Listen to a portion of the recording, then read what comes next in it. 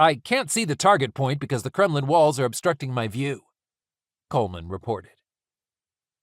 In the unfolding chaos, terror surged through the crowd, spreading like another round of shock waves from the impact craters.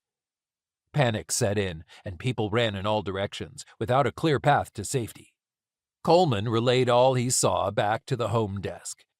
He reported that the Kremlin's eastern walls blocked their escape, while the Kazanka River obstructed their retreat to the north.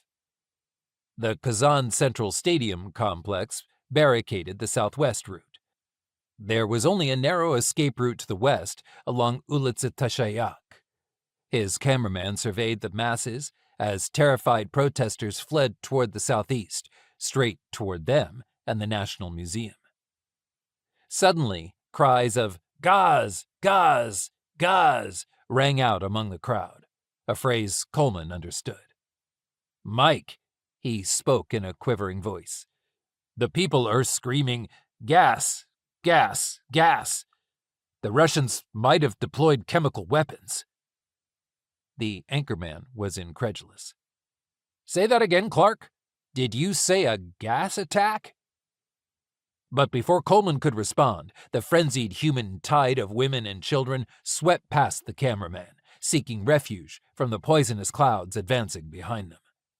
Coleman tried to resist the crowd's surge, but the overwhelming wave knocked him to the ground. He quickly rose, searching for his cameraman, but the colleague was nowhere to be found. Driven by the will to survive, Coleman ran, hoping to escape the impending danger. Fraudfoots roared once again overhead, their payloads ominous and unknown. As Coleman fled, he scanned the buildings along Kremlovskaya Street for any semblance of shelter.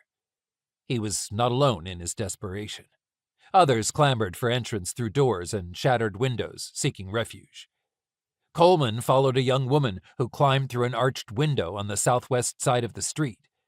Draped in her snug winter coat, the 20-something Tatarstan woman's form-fitting blue jeans accentuated her well-rounded figure. With her soft, burgundy-brown hair framing her gentle face, a vision of a woman from his past flooded his mind. But she was not a former lover, just a doppelganger. A fleeting feeling of relief swept over him.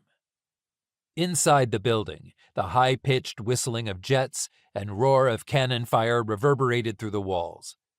Coleman caught his breath and turned to the woman, who was bleeding from her scalp. "Are you hurt?" he inquired, indicating her head.